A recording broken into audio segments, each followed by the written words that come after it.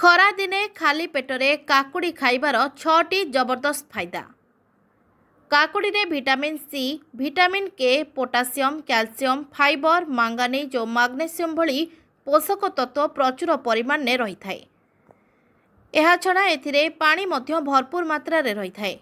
खाली पेटरे काकुड़ी खाइबा द्वारा स्वास्थ्य संबंधी अनेक समस्या दूर होता है और शरीर सुस्थ होता है। प्रतिदिन खाली पेटरे काकुड़ी खाइबा द्वारा पेट दीर्घ समय पर्यंत भरी रही थाए और भोक लगी न थाए। पाचन क्रिया ठीक भाव में होता है और पेटरे चर्बी मध्य जमी न थाए।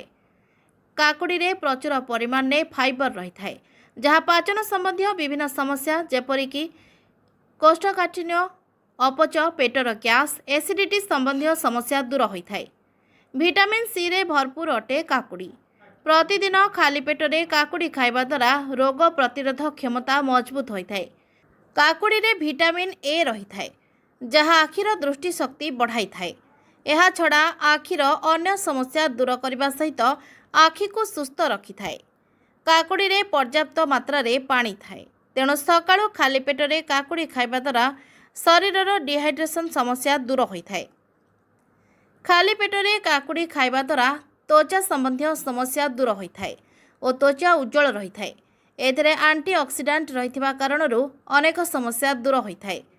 खाली पेटरे काकुड़ी खाइबा द्वारा ब्लड प्रेशर नियंत्रित होता है। कोलेस्ट्रॉल दूर होगा सहित हृदय रोग मध्य दूर होता है।